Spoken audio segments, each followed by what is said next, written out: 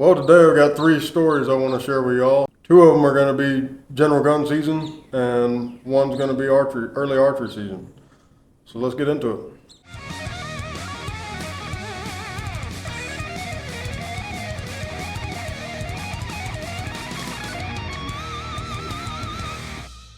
We'll start with the archery hunt first, and it was all three of these stories are going to be smaller, not necessarily younger, but smaller horns, not what anybody would consider a trophy. But I've said before, some of the trophy bucks that I've shot are my least memorable. Some of my most memorable hunts are smaller deer. So we're going to start with a early season archery hunt I had in Central Florida. I'd have to look back, I can't remember the exact dates, but I believe it was sometime during, it was opening week.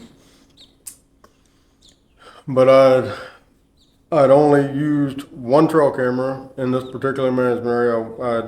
I've hunted it before, quite a bit, but I basically just went in and hung one camera on the edge of a slough and figured, if there's a buck in this stretch at some time, these 3 or 4 weeks before season opens, I'll get him right here. Well, I only got one 8-point, and this is the one we're talking about, but it's the only picture I had, and I don't think I ever got him in daylight. I would have him like right after dark, and then I would have him before daylight, 45 minutes before daylight, headed back south from where I had the camera. But it was one of those things where I was going to hunt that particular deer because I didn't have anything else on camera, didn't have anything really lined up early season. So I decided I was going to kind of study some maps and look just based on where I had the camera and based on the terrain. I got on my maps and was looking. There was a place that kind of basically there was a slough that ran parallel to a creek, and I was getting him on the edge of the slough, but the creek made a big bend, and there was almost like a horseshoe-shaped piece of land that came out next to the creek. And just looking at topo lines and stuff, you could see the higher lines made a point. And it would be almost impossible for somebody to access coming from the creek side and coming up to get to that deer. So I assumed he was going to come in the point of the woods and come down into the swamp to a certain elevation, and that's where he was laying. And then when he got up, he would go back out towards the hill. So I looked around, and it wasn't wet, but it was fairly wet this year. But I was trying to find how can I access, because I didn't know where he would be on that land. So a morning hunt, potentially I'm probably walking through him to get to where I want to get to shoot him. And I was going to hunt on the ground. I didn't want to take a stand or anything. I wanted to shoot him going to bed on the ground with my bow. So I looked. There was a few narrow places in the creek, and the creek's probably on average 20 yards wide through here, and probably chest deep. But there's some shallower places. So looking at the map, zooming in, I found what looked like it'd be a shallower place. And keep in mind, I'm going in the dark, and I really haven't put eyes on it. So I know, like when I get there, I'm just going to have to bail off in it and hope it's not deep. Looking at a map, I can see sand. It's probably not deep. So that's what I do. I picked out basically right where I wanted to get to, and I come in through the creek. So I crossed the creek. Well, as I'm getting up to the creek, luckily, there was a huge oak tree that had blown down, and I just walked across it. Didn't even have to get wet. So I walked across, and I'm just taking my time, probably an hour before daylight. I get in there, and there was another big tree had blown down, and big root balls up sticking off the ground. And that was basically on my pin where I had marked, where I figured how the wind direction was, if he came in going to bed on that point, he's going to come in and hook around, and I wanted to be on his hook right there, basically where he couldn't win me. So that's what I did. I eased in there and found that root ball and tucked in right behind it. I mean, you couldn't have found a more perfect setup. So I took my little folding chair, so I just sat down on my chair. I wasn't filming or anything. Got ready, and like legal shooting light was at like 6:45, 6:48, something like that, I believe. But it's so dark down in that deep swamp that at 7:05 I heard like a stick crack or something that caught my attention, and I was looking, and I started seeing legs at about 30, 35 yards, and then I glimpsed Horn. I said, well, that's him. And as soon as he got behind some cabbage stuff, I went ahead and drew. He was about 30 yards. I went ahead and drew, and I'm sitting down in my chair. I'm just holding it, and I had set up for him to come just like he's doing. He's going to come farther to my right, and then he's going to turn and come basically right to me. And that's what he does. So I'm just holding it in the hole right here and watching him. And he comes up. He gets to about 3 yards from the end of my arrow, and I'd never moved my bow. I'm just holding it like this, and all I had to do, I moved it about 1 inch and shot him right behind the shoulder, perfect. I didn't know it at the time. He crashed, and it's cabbage palm, so you can't see good. But he crashed off back the way he had come, and out of sight, didn't see him. But he'd only made it about 35 yards. He basically fell. As soon as I lost sight of him, he went down. But I gave him about an hour, I think, and then slipped over there or slipped out. And yeah, I mean, I could see the blood squirting, but followed the blood right over there to him, and had a clean pass through, and he was done. But that's going to be one of my most memorable hunts. Just going in blind, basically going in blind, and doing it off of a map, doing it on the ground with a bow. It was, I mean, I couldn't. 9 times out of 10, a plan doesn't work out like that, and I couldn't have drawn it up any better. I mean, he did exactly what I was expecting, what I was hoping for. So this one is, I've told bits and pieces of the story. I even brought it up on the Southern Outdoorsman podcast.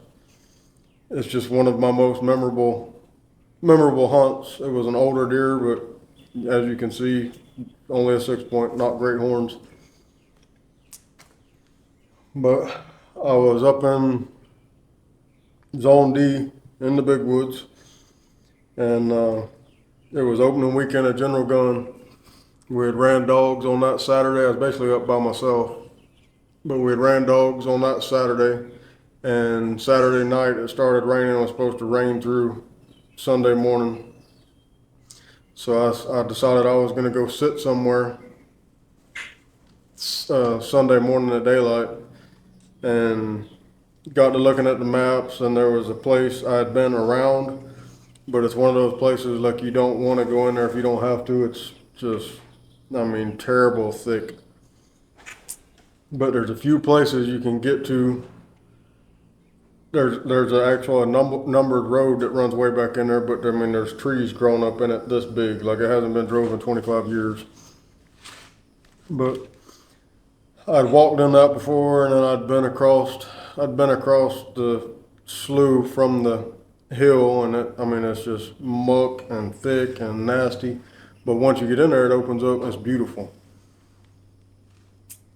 Yeah. Anyway, I hadn't been in there to this particular area other than one time, I think, walking through whatever, but I think it was the year previous or 2 years previous, we'd killed a real big buck out of there, out of the same slough, basically, just a little farther north.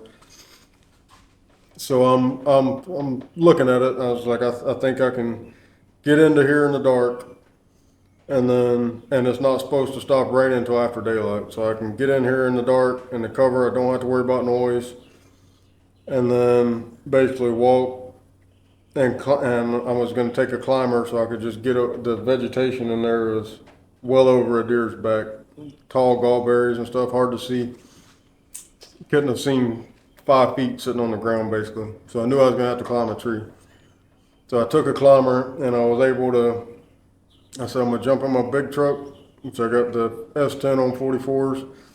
I trailered it, so I said, I'm going to jump in the big truck and drive down that old road just mowing down trees, just go till I can't go. and then I'm gonna walk the rest of the way. So that's what I did. I drove in there mile and a half, 2 miles. I mean, it took forever. I think I left.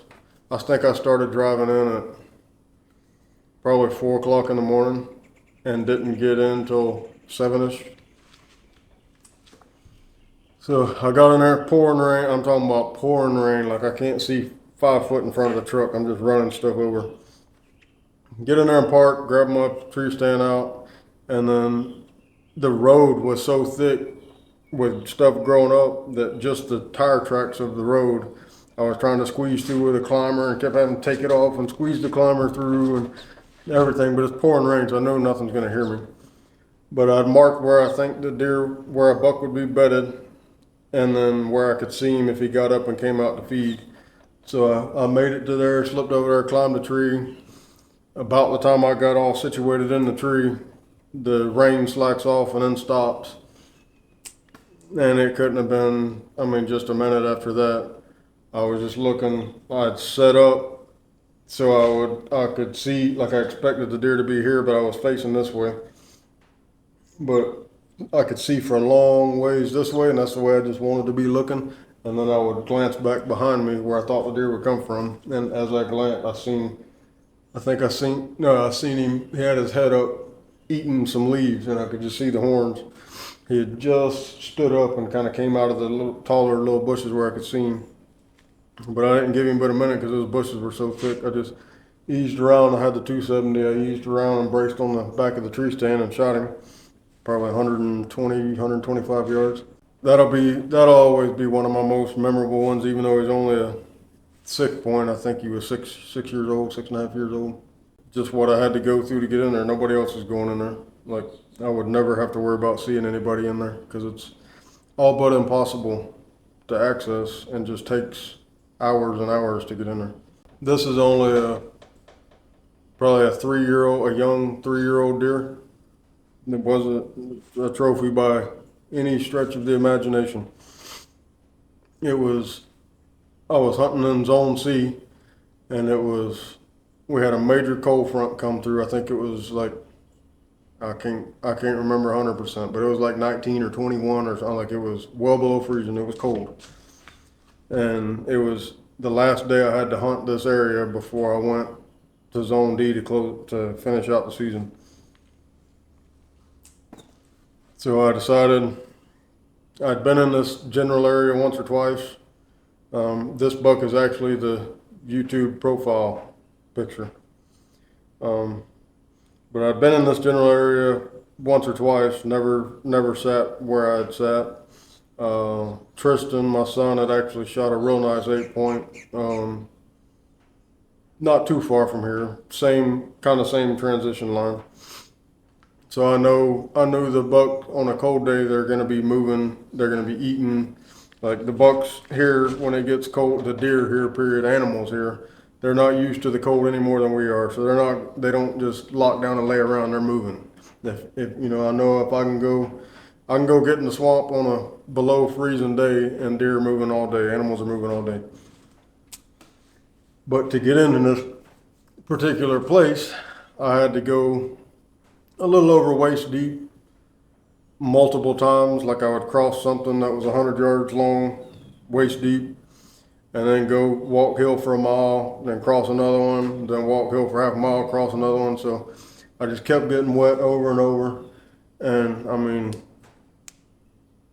20 degrees, 23 degrees, whatever it was, right there, low 20s. It's cold anywhere you go. And for a Florida boy, that's cold. But anyway, I got in there and got set up before daylight, and I again had my chair. This was gun season. I had my little handy rifle with me. But I took my chair and tucked into a cabbage palm, and there was a tree that had blown down. Basically, I could rest on. So I sat with my front facing a down tree, and the cabbage palm was right here. So I was hid good. And I was expecting the deer to be coming through from my right to my left. And it was fairly early. I can't remember exactly, but maybe 35, 45 minutes after daylight, maybe something like that. I just glimpsed movement, horns and head kind of break a hole, and he's just doing the buck march, on a mission. Just walking. I let him get right there about 50 yards and shot him. And just say this was 45 minutes after daylight, and I'm still completely soaking wet. So at this point, like, I can't take it anymore. My body's locking up. It's got to be whatever stages of hypothermia, but I couldn't take it anymore. Like, I hurt so bad I wasn't going to be able to walk out. My legs wouldn't work. My hands didn't want to work. So I fumble. I always keep lighters and stuff in my bag for that reason. But I got me some leaves and sticks or whatever scratched up behind that log, and built me a little fire, thawing my hands out, and ended up stoking it up pretty good to where I could actually dry out and get some circulation going again.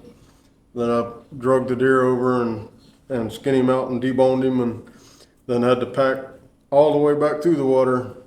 But if you've never experienced being wet and cold in 20-degree weather for a few hours, try it sometime. It's something you won't forget, I promise. But a lot of times the things I have to do to shoot a buck are more memorable to me than the actual deer itself. And it seems like even more so with the bigger deer. The hunt seems less memorable, with few exceptions, than just a nice little basket rack or something. Just funny how it works out that way. But anyway, I hope you enjoyed it. Till next time, stay safe out there, and thanks for watching.